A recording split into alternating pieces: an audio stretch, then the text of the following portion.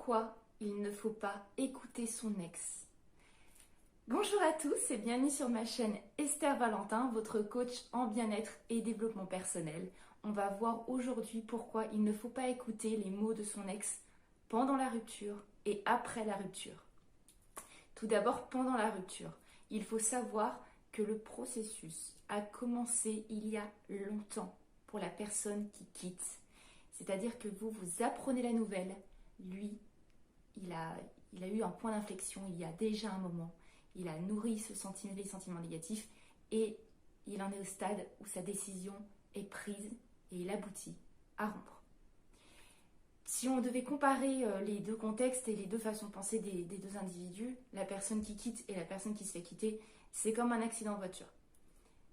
Il y en a un qui a eu l'accident il y a déjà un moment et qui a déjà fait sa rééducation et qui est en train de marcher, qui va sortir de l'hôpital. Et la personne qui est quittée, c'est celle qui vient tout juste d'avoir l'accident et qui se réveille dans le lit d'hôpital.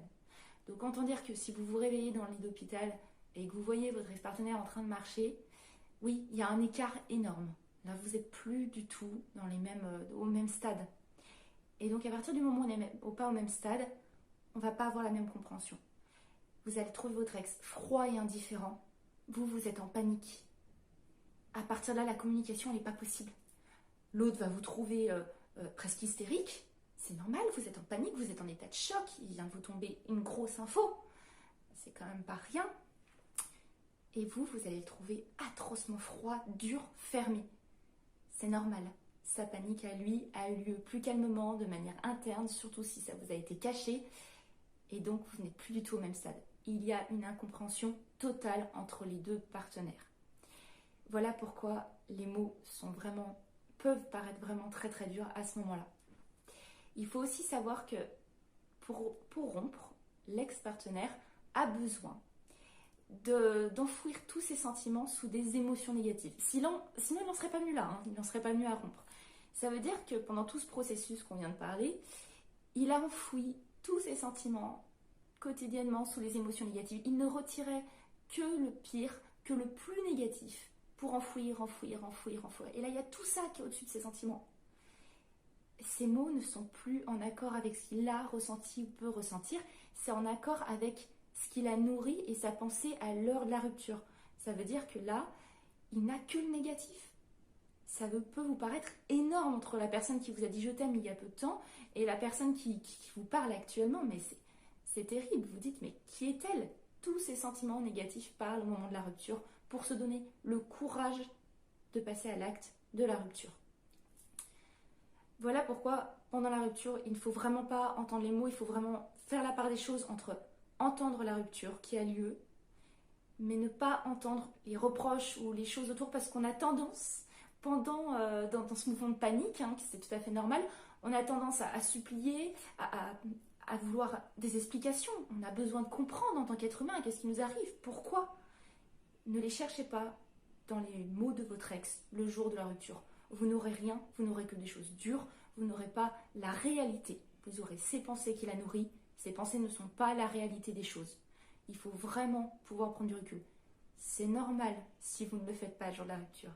C'est normal, vous pouvez vous pardonner de ne pas être arrivé le jour de cette rupture, d'avoir paniqué. C'est tout à fait sensé. Mais il va falloir se relever très vite parce qu'il y a le après-rupture. Après la rupture, il ne faut toujours pas écouter les mots de son ex. Pourquoi ? On vient de le voir, les contextes sont différents. Vous êtes tout juste en train d'essayer de commencer une rééducation, de réapprendre à parler, à marcher. Lui, il est sorti de l'hosto il y a longtemps. Il a tracé, ça y est, c'est fait. Vous n'êtes toujours pas au même stade. Donc, vous croyez que parce que quelques jours ou quelques semaines sont passées, vous allez avoir des explications peut-être plus calmes, etc. Non, lui, il a nourri sa décision. C'est toujours, vous n'en êtes plus au même stade encore. Ça va se maintenir. Il faudra du temps avant d'arriver à des stades similaires pour pouvoir discuter. Donc n'écoutez toujours pas les mots, ne les cherchez pas. N'allez pas chercher en lui écrivant, en l'appelant, en disant explique-moi. Ça ne va être que plus dur pour vous, vous allez vous faire du mal parce que vous allez encore entendre des mots très durs qui vont toucher votre ego qui est déjà malmené, qui en a déjà pris un gros coup. Là, vous lui en remettez une couche. Vous ne ferez que lui en mettre une couche. Il faut vraiment lutter contre cet instinct d'aller chercher une explication chez votre ex. Après la rupture, il faut souffler, prendre de la distance, prendre du recul pour pouvoir chercher les réponses à l'intérieur de vous, c'est-à-dire de faire une introspection. J'entends par là de réfléchir à votre relation, à pourquoi à un moment donné il y a eu un point d'inflexion et à quel moment votre rupture a donc commencé à sombrer et à aller en pente descendante jusqu'au moment de la rupture. Ce n'est pas votre ex qui donnera ces explications, il faut vraiment que vous arriviez à aller chercher à l'intérieur de vous pour comprendre ce qui est à changer, ce que vous voulez revoir, ce que vous voulez, ce que vous ne voulez plus. Il faut savoir aussi un élément très important après rupture. Il y a une espèce d'obligation sociale, parfaitement inconsciente chez la plupart. L'ex-partenaire est donc obligé, entre guillemets, j'entends bien, il est obligé de montrer qu'il a pris la bonne décision, tout simplement. Il va devoir rester froid, distant et ferme. Qui a envie d'un jour prendre une décision et de montrer à tout le monde que c'était une erreur? Mettez-vous à cette place un instant. Vous avez envie de montrer à tout le monde que vous vous êtes complètement trompé? Non, non les amis, pas du tout. C'est ce qui fait qu'il sera poussé à rester retranché dans sa position, ferme et définitive. Non, ce choix était compliqué, je l'ai pris, c'est donc le bon. Ça va être autant vis-à-vis de lui que vis-à-vis de tout l'entourage. Il va avoir besoin de donner, quand les personnes vont lui parler, des proches en commun, parce que il va falloir qu'on parle de ça. Quand il va parler à ses proches, il va aussi dire ce qu'il ressent de négatif. Il faut continuer à affirmer sa position de non, je ne me suis pas trompée, c'est la bonne décision. Donc vous, quand vous allez aussi chercher auprès de vos proches ces mots, qu'est-ce qu'il a dit, qu'est-ce qu'il a fait, comment il est, vous n'aurez pas la réalité. Il a cette obligation de se représenter comme quelqu'un qui va très bien et qui accepte complètement cette rupture et qui a pris la bonne décision encore une fois. Donc quand vous cherchez autant des explications chez votre ex que dans l'entourage proche qu'il a vu ou qui lui a parlé, non, vous allez vous faire du mal.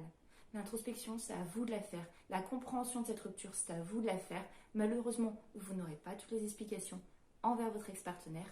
Donc prenez du recul, prenez ce temps pour vous recentrer sur vous et repartir encore plus fort.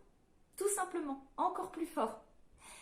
Voilà, j'espère que cette vidéo a pu vous aider à mieux comprendre et surtout à vous empêcher à toujours chercher et gratter et vous mettre dans cette position de supplication. Ça vous fera du mal.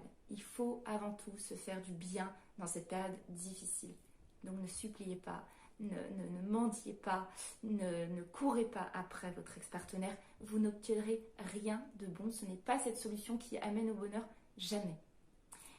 Voilà, à très vite les amis pour de prochaines vidéos. N'oubliez pas de liker celle-là.